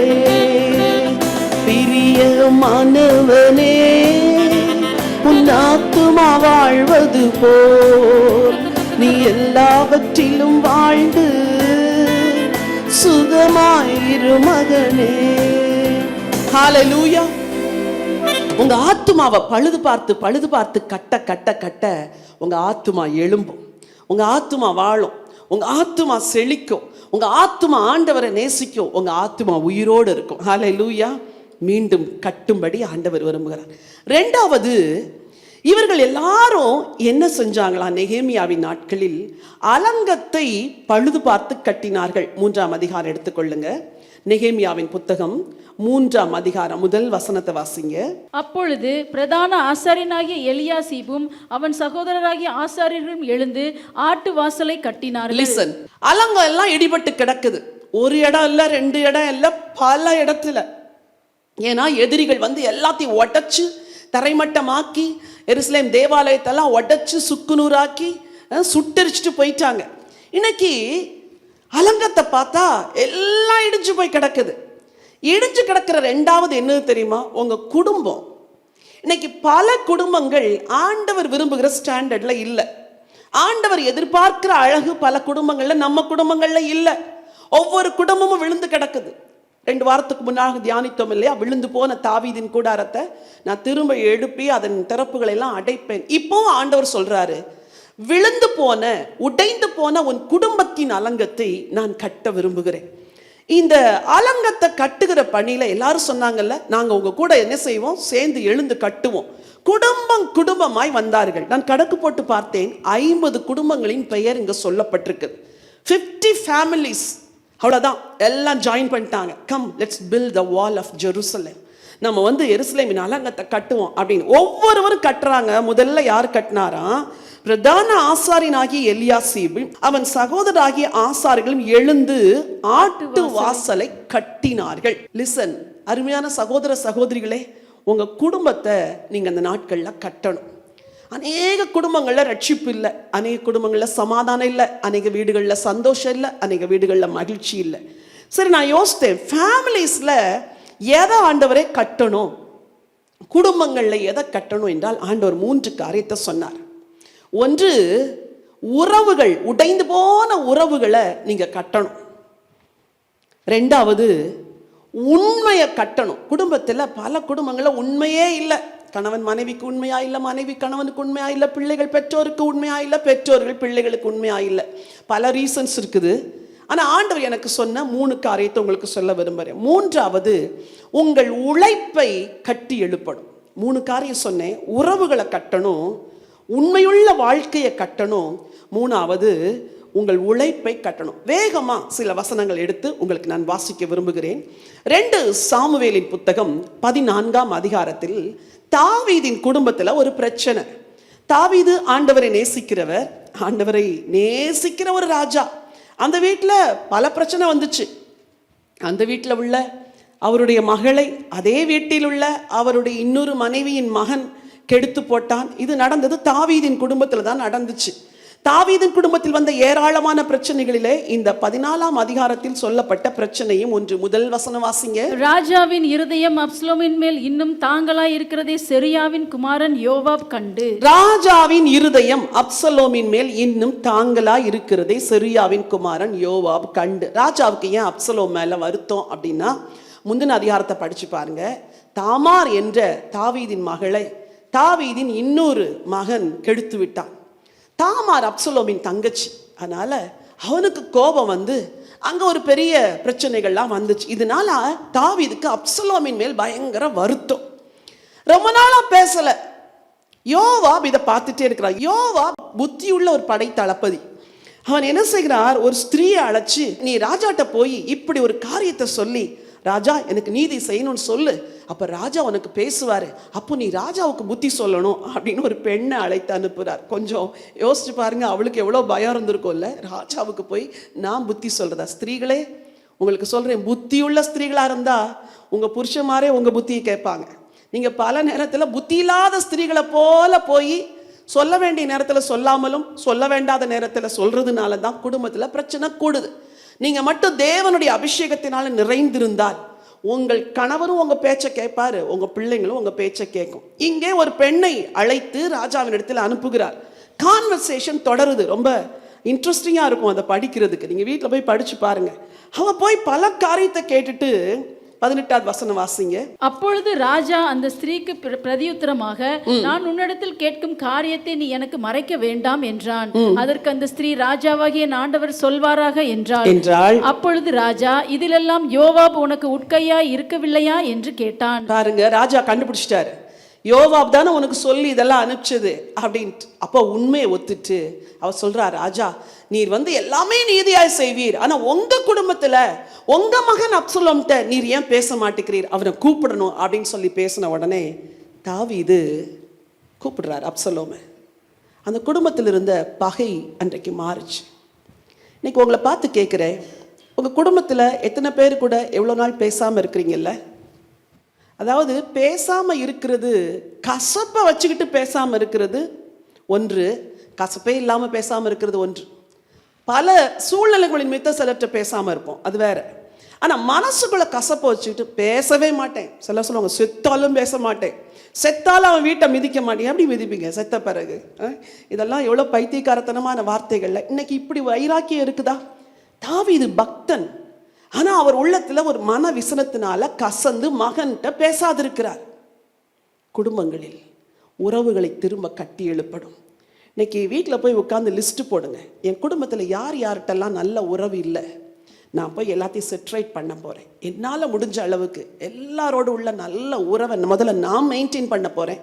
நீங்க போய் யார் யார்கிட்டலாம் பேசலையோ எல்லார்ட்டையும் என்ன செய்யணும், இன்னைக்கு பேசணும். அப்பதான் நீங்க அடுத்து கர்த்தருடைய பந்தியிலே வந்து என்ன செய்ய முடியும், பங்கு பெற முடியும். பேசாம இருந்துட்டு கர்த்தருடைய பந்தியில பங்கு பெறுகிறது அது ஆசீர்வாதமே கிடையாது. லூக்கா 15ஆம் அதிகாரத்தில் இளையகுமாரன் மூத்த குமாரனுடைய சரித்திரத்தை நம்ம படிக்கிறோம். அப்போ இளையகுமாரன் திரும்பி வருகிறார். மூத்த குமாரனுக்கு ரொம்ப கோபம். அவன் கேட்கிறான், இவன் போய் வேசுகள் எடுத்து லாஸ்தியை செலவழிச்சிட்டு வந்தவனுக்கு இவ்வளோ நடனம் இவ்வளோ விருந்தா அப்படின்னு கோபிச்சுட்டு கோபதாபமா உள்ள வராம வெளியே நிற்கிறான். தகப்பன் நேரா போகிறார், மகனே எனக்குள்ளதெல்லாம் உனக்குப்பா, நீ என் கூடவே இருக்கிறப்பா, எல்லாம் உனக்கு தான், நீ ஏன் கோச்சிட்டு இருக்கிற? உன் தம்பி அவன் எவ்வளோ தப்பு செஞ்சுட்டு இப்போ தான் வந்திருக்கிறான், அவனை நீ ஏற்றுக்கணுமே, நம்ம சந்தோஷம் கொண்டாடணுமே. சில வேளைகளில் உங்கள் இருதயம் தாழ்ந்து காம்ப்ரமைஸ் பண்ணுறதுக்கு இறங்கணும், ஒப்புரவாகிறதுக்கு இறங்கணும். இந்த தகப்பன் தாழ்ந்து வந்ததுனால அன்றைக்கு 2 சகோதரர்கள் இணைக்கப்பட்டாங்க. குடும்பத்தில் உறவுகள் திரும்ப கட்டப்படணும். ஹல்லேலூயா. ஹஸ்பண்ட் கூட பேசாமல் இருக்கிறீங்களா? சில மனைவிகள் ஒரே வீட்டில் தான் வாழ்கிறாங்க. ஒரு அம்மா சொல்லுது, 14 வருஷம் நாங்கள் 2 பேரும் பேச மாட்டோம். எனக்கு தூக்கி வாரி போட்டுச்சு. நான் கேட்டேன், நீங்கள் தானே வீட்டில் சமைக்கிறீங்க? ஆமாம், நான் தான் சமைக்கிறேன். எப்படி அவருக்கு சாப்பாடு கொடுப்பீங்க? டேபிளில் சாப்பாடு இருக்குது அப்படின்னு சொல்லிட்டு போயிட்டே இருப்பாங்களாம். பப்ளிக் அனௌன்ஸ்மெண்ட் இல்லை, இந்த ஸ்டேஷனில் ஏர்போர்ட்லலாம் அனௌன்ஸ் பண்ணுறாங்க பாருங்கள், இந்த ஃப்ளைட் இவ்வளோ நேரத்துக்கு வருது, இவ்வளோ டிலே, இந்த ட்ரெயின் இப்பொழுது வருகிறது, நடைமேடையில் வருகிறது. அது மாதிரி அந்த வீட்டில் நடைமேடை கான்வர்சேஷன். நான் சொன்னேம்மா, நீங்கள் போய் முதல்ல உங்கள் ஹஸ்பண்ட்டை காலில் விழுந்தாவது மன்னிப்பு கேட்டு முதல்ல ஒப்புரவாகுங்க, அப்போ தான் உங்கள் பிள்ளைங்க ஆசீர்வாதமாக இருப்பாங்கன்னு சொன்னேன். இன்றைக்கி வார்த்தையை கேட்குற நீங்கள் யாராவது குடும்பத்துக்குள்ளே இருக்கிறவங்களோட பேசாமல் இருந்தீங்கன்னா இன்னைக்கு உறவுகளை கட்டி எழுப்படும். உங்கள் உறவுகள்லாம் உடஞ்சு போய் கிடக்குது. சரி, 2வது நான் சொன்னேன், உண்மையுள்ள வாழ்க்கையை கட்டணும் அப்படின்னு. இந்த எஸ்ரா நெகேமியாவின் காலத்தில் அலங்கத்தை மட்டும் அவங்க கட்டலை. அவங்க அங்கே வந்து பார்க்குறாங்க, மக்களுடைய வாழ்க்கை அலங்கோலமாக இருக்குது. அலங்கம் மட்டும் அலங்கோலமாக இல்லை, மக்களுடைய வாழ்க்கையே அலங்கோலம். என்ன நடந்துச்சு? கொஞ்சம் ஒரு சில வசனங்களை வாசிக்க விரும்புகிறேன். நான் வந்து ரொம்ப வசனத்தை சொல்கிறதுனால போர் அடிச்சிடாதீங்க. வசனம் இல்லாத பிரசங்கிக்கவும் எனக்கு தெரியும், ஆனால் நான் அப்படி பிரசங்கிக்க விரும்பலை. ஏன்னா வல்லமை எதில் தெரியுமா இருக்குது? ஆண்டவருடைய வார்த்தையில். 2வது வசனத்தை படிக்கும் பொழுது தான் வசனத்தின் அறிவு உங்களை தேறினவர்களாய் மாற்றும். சரி, வாசியுங்கள். எஸ்ரா 10ஆம் அதிகாரம் 1 வசனம் வாசியுங்கள். எஸ்ரா இப்படி விண்ணப்பம் பண்ணி அறிக்கையிட்டு அழுது தேவனுடைய ஆலயத்துக்கு முன்பாக தாழ விழுந்து கிடக்கையில் இஸ்ரவேலில் புருஷரும் ஸ்திரீகளும் பிள்ளைகளுமான மகா பெரிய சபை அவனிடத்தில் வந்து கூடிற்று. ஜனங்கள் மிகவும் அழுதார்கள். சரி, எஸ்ராவிலையும் நெகேமியாவிலையும் அலங்கத்தெல்லாம் கட்டின பிறகு பின்னாடி மக்களுடைய வாழ்க்கையில சில சீர்கேடுகள் இருந்துச்சு. என்ன பண்ணாங்க? அங்கிருந்து வந்தாங்கல்ல, புறவினத்து பெண்களை திருமணம் செஞ்சுட்டு அவங்களோட குடும்பம் நடத்த ஆரம்பிச்சிட்டாங்க. அன்ஃபெய்த்ஃபுல்னஸ். ஆண்டவர் ஏன் சிறையிருப்புக்கு அனுப்புனாருன்னா இந்த அன்ஃபெய்த்ஃபுல்னஸ்னால தான் சிறையிருப்புக்கு அனுப்புனார். இன்றைக்கு குடும்பங்களில் ஆண்டவர் உண்மையை எதிர்பார்க்கிறார். ஃபெய்த்ஃபுல்னஸ். மனைவியா இருக்கிற உங்களுக்கும் புருஷர்களா இருக்கிற உங்களுக்கும் ஆண்டவர் எதிர்பார்க்கிற காரியம் என்ன தெரியுமா? ஃபெய்த்ஃபுல்னஸ். என்ன சொல்லுங்க? உண்மை. பைபிளில் ஒரு வசனம் இருக்குது, உள்ளத்தில் உண்மை இருக்க விரும்புகிறீர். உள்ளத்தில் உண்மை. இங்க அன்ஃபெய்த்ஃபுல்னஸ். இன்னைக்கு அநேக குடும்பங்களில் பிரச்சனை என்ன தெரியுமா? அன்ஃபெய்த்ஃபுல்னஸ். அழகான மனைவி ஆனால் இன்னொருத்தரோட தொடர்பு, அழகான நல்ல புருஷன் ஆனால் இன்னொருத்தரோட கனெக்ஷன். பிள்ளைகள் ஃபெய்த்ஃபுல்லாக இல்லை, வீட்டில் அப்பா அம்மாவுக்கு நல்ல பிள்ளைங்களை மாதிரி இருக்கிறாங்க ஆனால் சைட் கனெக்ஷன் வச்சிருக்கிறாங்க. 16 வயதிலே வாழ்க்கை துணையை தேடுற பிள்ளைங்க எவ்வளோ பேர் தெரியுமா? 13 வயசுல ஒரு ஆடவனை ஒரு பெண்ணை நேசிக்கிற எவ்வளோ பிள்ளைங்க, ஆனால் எல்லாத்தையும் உன் பெற்றோருக்கு நீ மறைக்கிற. மகளே, மகனே, நீ மனம் திரும்ப வேண்டும் என்று ஆண்டவர் விரும்புகிறார். உன் வாழ்க்கை இடிஞ்சு கிடக்குது. 16 வயசுல உன் லைஃபுடைய பெஸ்ட்டை உனக்கு சூஸ் பண்ண தெரியாது. நான் 1000 முறை இதை பிரசங்கிச்சிருக்கிறேன், இப்போவும் 1001வது முறையை பிரசங்கிக்கிறேன். உனக்கு அந்த பருவம் வரும் பொழுது உன் கையில கிஃப்ட் கொடுக்கணும்னு ஆண்டவர் ஒரு கிஃப்டை வச்சிருக்கிறாரு. ஆனா நீ அதுக்கு முன்னாடியே செகண்ட் பெஸ்ட்டை சூஸ் பண்ணிட்டன்னா அந்த ஃபர்ஸ்ட் பெஸ்ட்டை நீ லூஸ் பண்ணிடுவ. நீ சூஸ் பண்றது வேணுமா இல்லை ஆண்டவர் சூஸ் பண்ணியிருக்கிறது வேணுமா? உண்மை. கர்த்தர் வாலிப பிள்ளைங்களே உங்க எல்லாத்திட்டையும் உண்மை எதிர்பார்க்கிறார். B faithful. மணி விஷயத்துல ஃபெய்த்ஃபுல்லா இருங்க. மதர், இன்னைக்கு உனக்கு காலேஜுக்கு போற இந்த 500 rupees சேஞ்ச் இல்லை அப்படின்னு கொடுத்தா பஸ்ஸுக்கு எவ்வளவு, ட்ரெயினுக்கு எவ்வளவு, நீ எவ்வளோ கூல் ட்ரிங்க்ஸ் குடிச்ச, போக மீதியை கொண்டு மம்மி எனக்கு இன்னைக்கு இவ்வளோ செலவாச்சு, இந்தாங்க மிச்சம் அப்படின்னு கொடுக்கணும். வார்த்தையில உண்மை, உறவுகளில் உண்மை, பேச்சில் உண்மை, எல்லாத்திலும் இன்டெகிரிட்டி இருக்கிறது தான் ஆண்டவர் விரும்புகிறார். குடும்ப உறவுகளில் எங்கேயாவது உண்மையில் குறைஞ்சு போய் இருக்கிறீங்களா? ஒரு தம்பி சொன்னான், எப்போவுமே அவங்க அப்பா பாக்கெட்லேருந்து காசு எடுப்பானா, ஆல்வேஸ். அவனுக்கு அது தப்புன்னே தோணலாம், கேட்ட தரமாட்டார், அதனால் அவர் வச்சுருக்கிறத எடுத்துகிட்டு போனேன். தம்பியை கூப்பிட்டு சொன்னேன், தம்பி உனக்கு ஃப்ரெண்ட்ஸு கூட செலவழிக்கணுங்கிறதுக்காக நீ எடுத்தது அப்பா பாக்கெட்லேருந்து தான், ஆனால் அது தேவனுக்கு முன்னதாக தப்புப்பா. அப்பா கொடுத்தா வாங்கிக்கோ, அப்பா இல்லைன்னா ஃப்ரெண்ட்ஸோட பார்ட்டிக்கு போகாத. அப்பா பாக்கெட்லேருந்து தானே எடுத்தேன், அம்மா பர்ஸ்லேருந்து தானே எடுத்தேன், அப்படின்லாம் செய்யக்கூடாது. உண்மை உண்மை உண்மை. கர்த்தர் இந்த நாட்களில் குடும்பங்களில் உண்மை இருக்க விரும்புகிறார். கர்த்தருக்கு கொடுக்கறதுல உண்மையாக இருக்கிறீங்களா? சின்ன வருமானம் வந்தப்போ கொடுக்க மனசு வந்துச்சு. ஒரு சகோதரி அன்னைக்கு சொன்னாங்க, கொஞ்சமாக வரும்போது கர்த்தருக்கு நல்லா கொடுத்தேன், ஆனால் நிறைய வரும்போது இவ்வளோ இன்கமில் எப்படி தசம பாகம் கொடுக்கறது? அப்படி தானே? 10,000 ரூபாய் சம்பளம் வாங்கும்போது தசம பாகம் எவ்வளவு? 1 லட்சம் வாங்கும்போது ஐயோ 10,000 எப்படி கொடுக்கறது ஆண்டவருக்கு? நீ 1000 கொடுக்க போய்த்தானா ஆண்டவர் உனக்கு 1,00,000 கொடுத்தாரு. நீ 1,00,000 உண்மையா இருந்தா ஆண்டவர் இன்னும் பல லட்சங்களை உனக்கு தருவார். அப்போ மனுஷனுக்கும் உண்மை இல்லை, குடும்பத்துக்குள்ளே உண்மை இல்லை, தேவனுக்கும் உண்மை இல்லை, ஜெப வாழ்க்கையில உண்மை இல்லை, வேத தியானத்துல உண்மை இல்லை. திரும்ப எழும்பவும். ஹல்லேலூயா. உங்களை கண்டம் பண்றதுக்கோ உங்களை கடிந்து கொள்றதுக்கோ நான் அந்த செய்தியை நான் கொடுக்கல. நீங்க குடும்ப உறவுகளிலும் குடும்பத்தில் இருக்கிற ஐக்கியத்திலும் உண்மையிலும் திரும்ப எழும்புவோம். சொல்லுங்க பார்க்கலாம். திரும்ப எழும்புவோம். நான் திரும்ப எழும்ப போறேன், என் குடும்பத்தை திரும்ப கட்ட போறேன். 3வது, குடும்பத்துக்குள்ள உழைப்பில திரும்ப எழும்பணும். எத்தனை வீடுகள்ல பாதி பேர் வேலை செய்யாம உட்கார்ந்துட்டு இருக்கிறாங்க தெரியுமா? நல்ல வாலிபர்கள் ஆகி 27 வயசு வாலிபன் ஆன பிறகு வீட்டிலே உட்கார்ந்துட்டு இருக்கிறான். என்னன்னா வேலை இல்லை. அட மகனே, உனக்கு ஒரு ஹோல்சேல்ல பொருளை வாங்கி ரோட்ல போட்டு விற்க தெரியாது? அது என்ன கேவலமான வேலையா? ஒரு நாள் ஒரு பையன் ரோட்ல பெண் வித்து கொண்டிருக்கிறான். அப்போ நான் யோசித்தேன், அவனை பார்த்தா டீசெண்டாக இருந்தான், பிரஷவாக்கத்தில். அவனை பார்த்து கேட்டேன், என்ன தம்பி படிச்சிருக்கிற? நான் எம்ஏ படிச்சிருக்கிறேன் மேடம் அப்படின்னா. நீ எம்ஏ படிச்சுட்டு ஏன்பா பெண் விற்கிறேன்? என்ன பண்ணுறது மேடம், அப்பா அம்மா காப்பாற்றணும், வேறு வேலை கிடைக்கல, இந்த வேலையில் என் குடும்பம் சாப்பிட்றதுக்கு தேவையான காசு வருது மேடம், அதனால் நான் அந்த வேலையை செய்கிறேன். அன்னைக்கு ஒரு நாள் சிக்னலில் நிற்கிறோம், ஒரு வயசான பாட்டி கையில் பெண்ணை வச்சுட்டு இதை வாங்கிக்கோங்க அப்படின்னு ஜோசி ஒரு பெண்ணை வாங்கினான். அப்போது எனக்கு முன்னாடி இருக்கிற ஒருத்தர் 50 ரூபா கொடுத்து ஒரு பெண்ணு வாங்கினார். யோசித்தேன், ஒரு வயதான மூதாட்டியார், அவங்க 80 வயசு இருக்கும், சும்மா வீட்டில் உட்காந்து சாப்பிடணும்னு நினைக்கல, ரோட்டில் பிச்சை கேட்கணும்னு நினைக்கல, பெண்ணை வாங்கி விற்கிறாங்க, குடும்பத்தை நடத்துகிறாங்க. இன்னைக்கு நம்ம எப்படி இருக்கிறோம்? உழைக்கிறோமா? சோம்பல்தனம் நம்ம குடும்பத்தை சூழ்ந்துருக்குதா?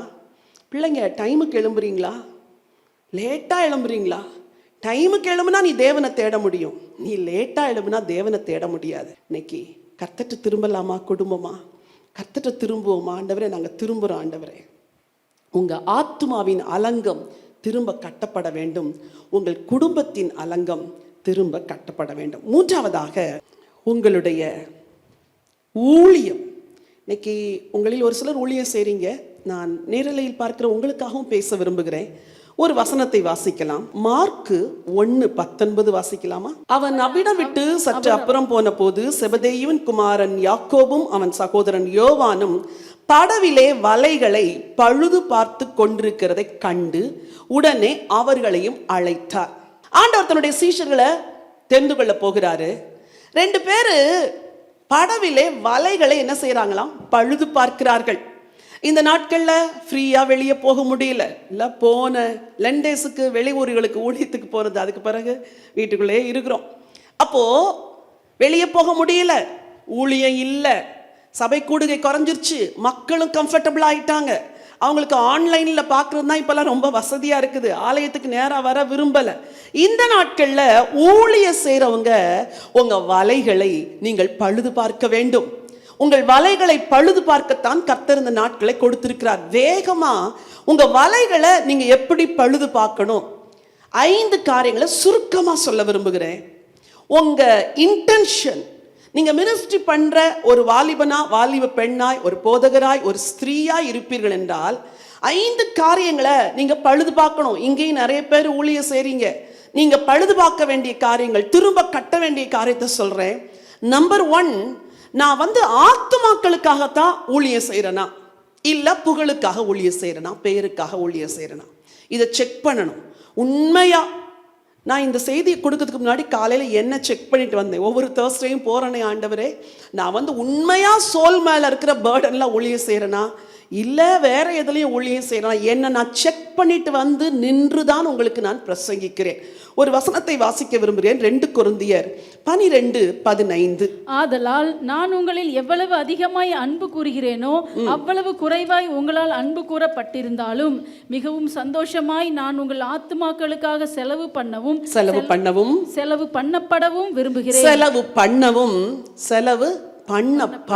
விரும்புகிறேன். பவுல் எழுதுகிறார், நான் உங்களை ரொம்ப அன்பு கூறுறேன், ஆனா நீங்க என்கிட்ட கொஞ்சமா தான் அன்பு கூறுறீங்க, ஆனா எனக்கு ஒண்ணு உங்க ஆத்துமாக்களுக்காக நான் செலவு பண்ணப்படவும் விரும்புகிறேன். நல்லா கவனிங்க. உயிரை கொடுத்து ஊழியர்கள் ஊழியம் செய்யறாங்களே, அவங்களுக்கு எல்லாத்துக்கும் அவங்க செய்யற பிரயாசத்துக்கு ஏற்ற பலன் வருகிறதே கிடையாது. என்ன இன்டென்ஷன்? ஆத்துமாக்களுக்காக செலவு பண்ணணும். இந்த பாடலை ரெக்கார்ட் பண்ணும் பொழுது அதுக்கு கொஞ்சம் செலவாச்சு. அப்போது நான் ஆண்டவர்கிட்ட ஜோம் பண்ணேன், ஆண்டவரே மினிஸ்ட்ரியில் இந்த சாங்கை ரெக்கார்ட் பண்ணுறதுக்கு ஃபண்ட் இல்லை, எனக்கு இந்த வாரத்தில் இந்த ஆடியோ ரெக்கார்டிங்குரிய மணியை நீங்கள் கொடுத்தீங்கன்னா இந்த கல்யாண பாட்டை நான் போய் ரெக்கார்ட் பண்ணுற ஆண்டவரே, அநேக பிள்ளைகள் ஆசீர்வதிக்கப்படணும். அப்போது நம்ம டீம்லையும் அன்னைக்கு ஜோம் பண்ணோம். மறுநாள் ஒரு குடும்பத்தார் என்னை பார்க்க வந்தாங்க. அவங்க வந்து ஜோம் பண்ணிவிட்டு ஒரு சின்ன கவரை கொடுத்தாங்க, கொடுத்துட்டு போயிட்டாங்க. நான் திறந்து பார்த்தப்போ இந்த ஆடியோ ரெக்கார்டிங்க்கு எவ்வளோ மணி தேவையோ அந்த மணி அந்த கவரில் இருந்துச்சு. என்னால் அதை கிரகிக்கவே முடியலை. அப்போ நான் யோசிக்கிறேன், இந்த குடும்பம் தியாகம் பண்ணி எனக்கு இதை கொடுக்குது, நான் தியாகம் பண்ணி இந்த பாட்டை ரெக்கார்ட் பண்ணுறேன், இதை ரிலீஸ் பண்ணுறதுனால எனக்கு என்ன லாபம்? ஏதாவது லாபம் இருக்கா? ஒரு லாபம் கிடையாது. ஆனால் என்ன நோக்கத்துக்கு நம்ம ரிலீஸ் பண்ணுறோம்? ஒவ்வொரு கல்யாண பொண்ணும் கல்யாண பையனும் என்ன செய்யணும்? ஆசீர்வதிக்கப்படணும். அப்போ வாழ்க்கையில் ஊழியத்தை செய்கிறோமே, நமக்கு ஏதாவது வருதுன்னு நினச்சிட்டுலாம் ஊழியத்தை செய்யலை இது வரைக்கும். ஒருவேளை உங்களில் யாராவது அந்த ஊழியத்துக்கு போனால் அது கிடைக்கும், இந்த ஊழியத்துக்கு போனால் இது கிடைக்கும், இந்த இன்டென்ஷனில் நீங்கள் தயவு செய்து ஊழியம் செய்யாதீங்க. ஒரு சகோதரி ஒரு நாள் கேட்டாங்க, சிஸ்டர் உங்களை கூப்பிடணும்னா உங்களுக்கு என்ன பட்ஜெட்டு? பட்ஜெட்டா? நான் பட்ஜெட்டு இல்லை, உங்களுக்கு எவ்வளோ காணிக்க கொடுக்கணும்? ஐயோ என் இயேசுவே, 30 வருஷத்துக்கு மேலே ஊழியம் செய்கிறேன், இன்னைக்கு வரைக்கும் ஒரே ஒருத்தரையாவது எனக்கு இவ்வளோ கொடுத்தா தான் நான் வருவேன் நான் சொன்னதே கிடையாது. எதுக்காக ஊழியம் செய்கிறோம்? ஆத்துமாக்களுக்காக. இந்த பைபிள் கால்ஸ் மினிஸ்ட்ரியில் இருக்க எல்லா full time part time ministry பண்ணுற எல்லாருக்கும் சொல்கிறேன், உங்கள் intention should be for souls. நான் ஆத்துமாக்களுக்காக. சரி, வலையை பழுது பார்க்குறோம். ஹல்லேலூயா. 2வது 1 நாளாகமம் 28:3-6. ஆனாலும் தேவன், நீ என் நாமத்திற்கு ஆலயத்தை கட்ட வேண்டாம், நீ யுத்த மனுஷனாய் இருந்து இரத்தத்தை சிந்தினாய் என்று ஆண்டவர் தாவீதை பார்த்து சொல்றார், டேவிட் நீ ரொம்ப வர்ஷிப் லீடர், நீ நல்ல யுத்த வீரன், எல்லாம் சரிதான், உனக்கு பெரிய தரிசனம் இருக்கு டேவிட். என்ன தரிசனம் தெரியுமா? எனக்கு ஆலயத்தை கட்டணும் அப்படின்னு ஒரு தரிசனம். ஆனா உன்னை பார்த்து சொல்றேன், நீ ஆலயத்தை கட்டக்கூடாது, உங்களுக்கு ஆலயத்தை கட்டணும்னு நான் இவ்வளோ ஆசையா இருக்கிறேன், ஆனா நீங்க என்னைய கட்டக்கூடாதுன்னு சொன்னீங்க. இல்ல தாவீது, ஆலயத்தை கட்டுறதுக்கு உன்னை நான் அழைக்கல, ஆலயத்தை கட்டுறதுக்கு உன் மகனை தான் அழைச்சேன். 6வது வசனம் வாசிங்க. அவர் என்னை நோக்கி, உன் குமாரனாகிய சாலமோனே என் ஆலயத்தையும் என் பிரகாரங்களையும் கட்ட. உன் குமாரனாகிய சாலமோன் தான் என் ஆலயத்தையும் என் பிரகாரங்களையும் கட்டுவான். நல்லா கவனிங்க, ஊழியம் செய்றீங்களா? உங்களை ஆண்டவர் எதுக்கு அழைச்சார்? எந்த ஊழியம் செய்ய அழைச்சார் அந்த ஊழியத்தை செய்யுங்க. எல்லாரும் செய்யற மாதிரி நம்ம செய்யணும்னு நினைக்க கூடாது. நான் என்னை ஆண்டவர் எதுக்கு அழைச்சாரோ அதை செஞ்சாதான் என் ஊழியத்துல பலன் இருக்கும். இங்க இருக்கிறவங்க எல்லாரையும் சொல்றேன், உங்களை எதுக்கு அழைச்சாரோ அதை சந்தோஷமா செய்யுங்க. அது ஒருவேளை பிரபலமாகாத ஒரு ஊழியமா இருக்கலாம். இந்த மினிஸ்ட்ரியில் எவ்வளோ ப்ரேயர் வாரியர்ஸ் இருக்கிறீங்க, எவ்வளோ பேர் பார்ட் டைமா வந்து ஆஃபீஸில் ஒர்க் பண்றீங்க, உங்களுக்கு நாங்கள் சம்பளமே கொடுக்கறது கிடையாது. ஆனால் நீங்கள் எதுக்காக செய்றீங்க? ஆண்டவருக்காய் செய்றீங்க. அதுக்காக ஆண்டவர் உங்களை அழைச்சிருக்கிறார். அந்த அழைப்பின்படி நீங்கள் செய்யும் பொழுது அதுக்கு ஏற்ற ஆசீர்வாதம் உங்க சந்ததியில் ஆண்டவர் வளர பண்ணுவார், பெருக பண்ணுவார். Hallelujah. What is my calling? நான் போய் வேற ஒரு ஊழியத்தை செய்ய முடியாது. எல்லாரும் செய்யறாங்க, நான் செய்யக்கூடாது. என்னை பிரசங்கம் பண்ணும்படி இயேசு அழைத்தார், நான் அந்த பிரசங்கத்தை தான் பண்ணணும். தேவனை ஆராதிக்கும்படி தேவன் அழைத்தார், அதைத்தான் செய்யணும். புத்தகங்களை எழுதும்படி அழைத்தார், அதைத்தான் நான் செய்யணும். அதை செய்யும் பொழுது அதுக்கு வேண்டிய ப்ரொவிஷனே கொடுப்பார், நடத்துவார். இன்னைக்கு உங்களை பார்த்து சொல்றேன், உங்க அழைப்பு எது சரியா உறுதிப்படுத்திட்டீங்களா? அழைக்கப்பட்டதுனால அது ரொம்ப கம்ஃபர்டபுள் ஜோனா இருக்காது. பல வேளையில கஷ்டம் இருக்கும், பல வேளையில மன கஷ்டம் இருக்கும், பல வேளையில எந்த ஆதாயமும் இருக்காது. But do it for God. ஆண்டவருக்காய் செய்யுங்க. செக் பண்ணிக்கோங்க, என்ன அழைச்சாரு, நான் இந்த இடத்துல இருக்கிறேன், இந்த ஊழியத்தை செய்யறேன், நான் உண்மையா செய்வேன், உத்தமமா செய்வேன். வலைய பழுது பார்க்கிற நேரம், அலங்கத்தை திரும்ப கட்டுகிற ஒரு நேரம். ஹல்லேலூயா. 3வது அப்போஸ்தலர் 20:31. ஊழியம் செய்யற நீங்க உங்க வலையை எப்படி பழுது பார்க்கணும்னு சொல்லி தருகிறேன். அப்போஸ்தலர் 20:31. ஆனபடியால் நான் 3 வருஷ காலமாய் இரவும் பகலும் கண்ணீரோட இடைவிடாமல் அவனவனுக்கு புத்தி சொல்லி கொண்டு வந்ததை நினைத்து விழித்திருங்கள். உண்மையா சொல்றேன், ஊழியம் செய்யறது எவ்வளவு கஷ்டம் தெரியுமா? நேற்றெல்லாம் ரெக்கார்டிங், நைட்டு ஒரு ஜூம் மீட்டிங் முடிச்சுட்டு போய் அப்புறம் ஒரு சின்ன அப்படி படுக்கும்போது எப்போ தூங்குவோம், ஐயோ நாளைக்கு தேர்ஸ்டே இல்லை, ஐயோ அதுக்கு ஆயத்தமாகணுமே, காலையில் சீக்கிரமா எழும்பணுமே. அப்போ ஊழியர்களுக்கு ஒரு குறிப்பிட்ட கால ஆண்டவர் ரெஸ்டே தரமாட்டாரு. சிஸ்டர்ஸ், உங்க எல்லாருக்கும் சொல்றேன், ரெஸ்ட் இல்லாம எப்போ தெரியுமா ஓடணும்? சரீரத்துல பலன் இருக்கிறதுலே ஓடிடுங்க ஆண்டவருக்காக.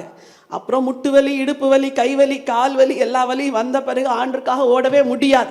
நான் 3 வருஷ காலமாய் இரவும் பகலும் கண்ணீரோடு, எப்படி கண்ணீரோடு இடைவிடாமல் அவனவனுக்கு புத்தி சொல்லி கொண்டு வந்ததை நினைத்து விழித்தீர்கள். ஊழியத்தை எப்படி செய்யணும் தெரியுமா?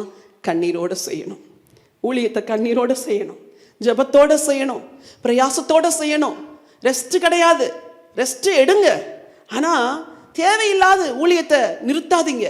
ஏதோ காரியத்தை நிமித்தம் சோர்ந்து போகாதீங்க. பவுல் எழுதுகிறார், இரவும் பகலும் நான் கண்ணீரோடு செஞ்சேன். சிஸ்டர்ஸ், உங்களையும் ஆண்டவர் முழங்கால நின்று இரவும் பகலும் திறப்பில் நின்று மன்றாடுகிற ஊழியத்தை கொடுத்துருப்பாருன்னா சந்தோஷமா செய்யுங்க.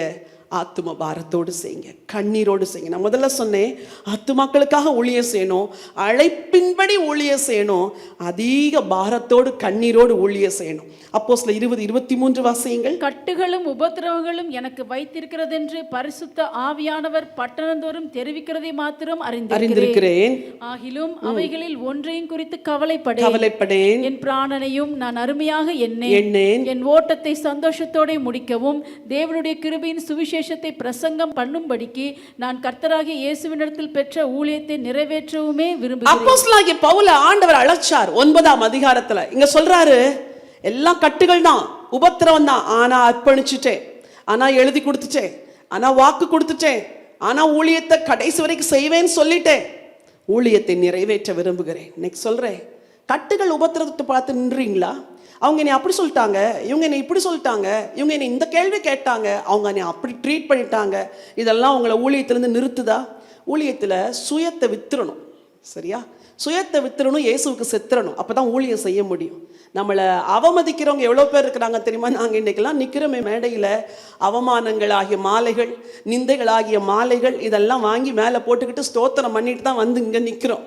நிந்திக்கப்பட்டு, அவமதிக்கப்பட்டு, கேவலமாக நடத்தப்பட்டு, நன்றி இல்லாத மக்கள், துரோகிகளான மக்கள், இவங்களெல்லாம் பார்த்துட்டு தான் வந்து ஊழியத்தில் நிற்கிறோம்.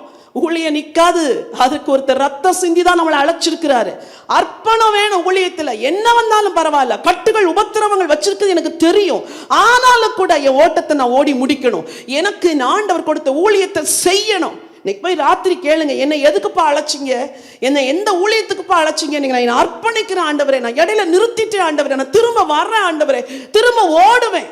பணம் இல்லைன்னு எத்தனை பேர் ஊழியத்தை நிறுத்திருக்கிறாங்க தெரியுமா? ஆரம்பத்தில் பணம் இருக்காது தான், நாங்கள் சாப்பிட்றதுக்கு எவ்வளோ நாள் கஷ்டப்பட்டோம் ஆரம்பத்தில். ஆனால் இன்னைக்கு உண்மையை உத்தமமாக இன்னைக்கு ஊழியம் செஞ்சதுனால இன்னைக்கு கர்த்தர் எல்லா தேவைகளையும் சந்திக்கிறார். ஹல்லேலூயா! அவருக்கு உண்மையாய் வாழுகிறதை தேவன் விரும்புகிறார், அர்ப்பணத்தோடு வாழுகிறதை விரும்புகிறார். கடைசியா எபிரேயர் 13:18 வாசியுங்கள். எங்களுக்காக வேண்டிக் கொள்ளுங்கள், நாங்கள் நல் மனசாட்சி உள்ளவர்களாய் எல்லாவற்றிலும் யோக்கியமாய் நடக்க விரும்புகிறோம் என்று நிச்சயித்திருக்கிறோம். எங்களுக்காக வேண்டிக் கொள்ளுங்கள் சொல்லுகிறவர் எவர்? எபிரேய ஆக்கியோன் சொல்றாரு, நாங்க எல்லாத்துலயும் எப்படி நடக்கணும்? யோக்கியமா நடக்கணும். ஊழியம் செய்றீங்களா? சாட்சியா செய்யுங்க. ஊழியம் செய்றீங்களா? யோக்கியமா செய்யுங்க. நீங்க நல்லா சுவிசேஷ வேலை செய்யலாம், ஆனா வாழ்க்கையில சாட்சி இல்லைன்னா ஒரு பிரயோஜனம் கிடையாது. நீங்க நல்லா ஜெபிக்கலாம், ஆனா உங்களை பத்தி நல்ல சாட்சி இல்லைன்னா நீங்க ஜெபிச்சு பிரயோஜனமே கிடையாது. எங்களுக்காக வேண்டிக் கொள்ளுங்கள், நாங்கள் நல்மன சாட்சியுள்ளவர்களாய் எல்லாவற்றிலும் யோக்கியமாய் நடக்க வேண்டும். வாலிப ஊழியர்களே, பாலியல் பரிசுத்தத்துல யோக்கியமா நடங்க. எதிர்ப்பாளரோடு யோக்கியமா பேசுங்க, எதிர்ப்பாளரோடு கண்ணியமா பேசுங்க, பரிசுத்தமா ஊழியம் செய்யுங்க. ஊழியர்கள் தங்கள் வலைகளை பழுது பார்த்து இடிந்து போன அலங்கங்களை திரும்ப கட்டுகிற காலம் இது. வசனம் சொல்லுது, எருசலேம் என்னும் கன்னிகை. அந்த வசனத்தை திரும்ப வாசித்து உங்களுக்கு ஜெபிக்க விரும்புகிறேன். எரேமியா தீர்க்கதரிசன புத்தகம் 31ஆம் அதிகாரம். இஸ்ரவேல் என்னும் கன்னிகையே, இஸ்ரவேல் என்னும் கன்னிகையே, மறுபடியும் உன்னை கட்டுவிப்பேன், கட்டப்படுவாய். மறுபடியும் நீ மேள வாத்தியத்தோடும் ஆடல் பாடல் செய்கிறவர்கள் களிப்புள்ள கூட்டத்தோடும் புறப்படுவாய். ஆண்டவர் பிராமிஸ் பண்ணிட்டாரு, உன்னை மறுபடி கட்ட போறேன், உன் ஆத்துமாவை மறுபடி கட்ட போறேன், உங்க குடும்பத்தை மறுபடி கட்ட போறேன், உங்களுடைய தொழிலை மறுபடி கட்ட போறேன். இன்னைக்கு தொழில் செய்கிற பலருக்கு கூட விழுந்து போய் கிடக்குது. ஒன்னே ஒன்று சொல்றேன், வலைகளை பழுது பார்த்தார்களே அது போல உட்கார்ந்து இந்த தொழில்ல இனிமே நாங்க எப்படி வேற விதமா செய்யணும். பிசினஸ் பீப்புள், உங்களுக்கு நான் பேசுறேன், உங்க தொழில் விழுந்து போனது உண்மைதான். மீன் கிடைக்கலன்னு உடனே அவங்க உட்காந்து வலைகளை அலசினார்கள், வலைகளை பழுது பார்த்தார்கள். ஆண்டவர்கிட்ட ஜெபம் பண்ணுங்க, நான் எதில் தப்பு செஞ்சேன் ஆண்டவரே, என் தொழிலில் நான் எதில் சரியாக நடக்கலாம் ஆண்டவரே, what is your new strategy, புது திட்டம் என்ன ஆண்டவரே, பிளான்ஸ் என்ன ஆண்டவரே, எனக்கு சொல்லுங்கன்னு சொன்னால் ஆண்டவர் சொல்லுவார். விழுந்து போன உங்கள் தொழிலை ஆண்டவர் திரும்ப எழுப்புவார். ஏன்னா வசனம் சொல்லுது, மறுபடியும் நீ கட்டப்படுவாய். சரி, நம்ம என்ன சொல்லணும்? எழுந்திருங்கள், சியோனில் நம்முடைய தேவனாகி கர்த்தரிடத்திற்கு போவோம், வாருங்கள். ஆண்டவருடைய வாக்கு 9ஆம் வசனம், அழுகையோடும் விண்ணப்பங்களோடும் வருவார்கள், அவர்களை வழி நடத்துவேன். ஹல்லேலூயா. எல்லாரும் எழும்பி நிற்கலாமா? தேவன் நம்முடைய வாழ்வை கட்டுகிற காலம் இது, நம்மை திரும்ப எழுப்புகிற நாட்கள் இது. எல்லா கண்களும் கர்த்தரை மாத்திரம் நோக்கி பார்க்கட்டும். இஸ்ரவேல் என்னும் கன்னிகையே, நான் உன்னை திரும்ப கட்டப்போகிறேன். உங்கள் அலங்கம் எங்கே இடிந்து கிடந்தது? சத்துரு எங்கே உள்ளே வந்தான்? எங்கே ஜெயக்கொடியை நாட்டியிருக்கிறான்?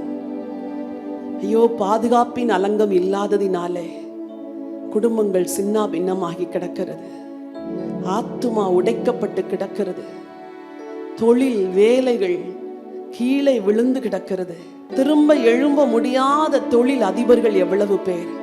ஆனால் ஆண்டவரிடத்தில் ஒரு தப்பிக்கொள்ளும்படியான போக்கு உண்டு. கர்த்தர் உங்களுக்கு ஒரு புதிய வழியை திறந்து தருவார். He will give you new strategy. கர்த்தர் புது திட்டத்தை தருவார். இப்படி செய் மகனே, இப்படி செய் மகளே, இதையெல்லாம் நடத்து மகனே என்று ஆண்டவர் புது திட்டங்களை தருவார். தொழிலை தூக்குவார். ஊழியர்களே, ஆத்தும பாரத்தோடு ஊழியம் செய்கிறீர்களா? அழைப்பின்படி ஊழியம் செய்கிறீர்களா? அழுகையோடும் கண்ணீரோடும் ஊழியம் செய்கிறீர்களா? அர்ப்பணத்தோடு கூட ஊழியம் செய்கிறீர்களா? அந்தரங்க சாட்சியோடு ஊழியம் செய்கிறீர்களா?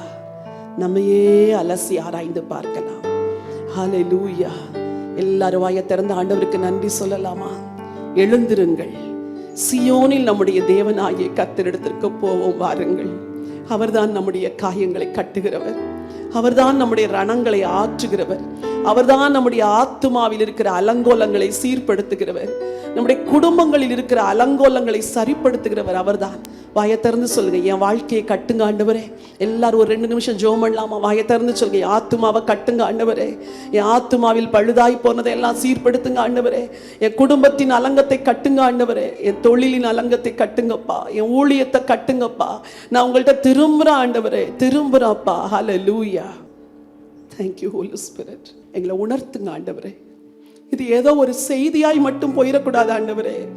ஜனங்கள் உள்ளத்தில் கிரியை செய்யட்டும், ஜனங்கள் உள்ளத்தில் கிரியை செய்யட்டும்.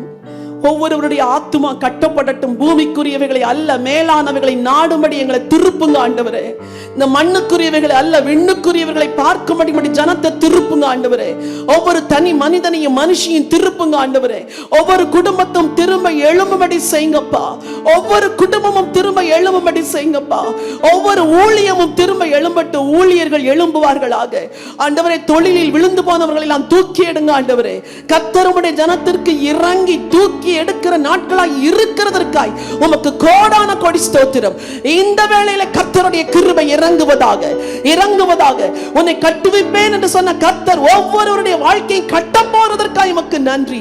ஆனந்த துதி உண்டாக போகிறதற்காய் ஸ்தோத்திரம் ஆண்டவரே. உம்மை துதிக்கிற மகிமை உள்ள ஸ்தோத்திரங்கள் எழும்ப போகிறதற்காய் உமக்கு கோடான கோடி ஸ்தோத்திரம் ஆண்டவரே.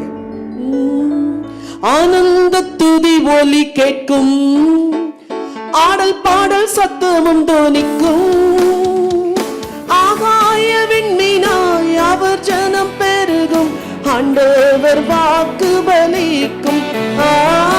ஆகாய விண்மீனாய் அவர் ஜனம் பெருகும், ஆண்டவர் வாக்கு பலிக்கும். ஆனந்த துதி ஒலி கேட்கும், ஆடல் பாடல் சத்தமும் தோனிக்கும், ஆகாய விண்மீனாய் அவர் ஜனம் பெருகும், ஆண்டவர் வாக்கு பலிக்கும். ஆகாய விண்மீனாய் அவர் ஜனம் பெருகும், ஆண்டவர் வாக்கு பலிக்கும். ஆகாய விண்மீனாய் அவர் ஜனம் பெருகும், ஆண்டவர் வாக்கு பலிக்கும். பரலோக பிதாவே, நன்றி நிறைந்த உள்ளத்தோடு உம்மை ஸ்தோத்திரிக்கிறப்பா. எங்கள் வாழ்க்கையை திரும்ப கட்டுவேன் என்று சொல்லியிருக்கிறீர். உம்முடைய ஜனத்தை நம்பிக்கையோடு இன்றைக்கு அனுப்புங்கப்பா. நேரடியாகவும் நேரலையிலும் பார்க்கிற ஒவ்வொருவர் மேலும் உம்முடைய கரம் இறங்கி அவர்கள் வாழ்வை கட்டுவதாக ஆசீர்வதித்து வழி நடத்தும்படியாக ஜெபிக்கிறேன். மீட்பர் இயேசுவின் நாமத்தில் பிதாவே, ஆமென்.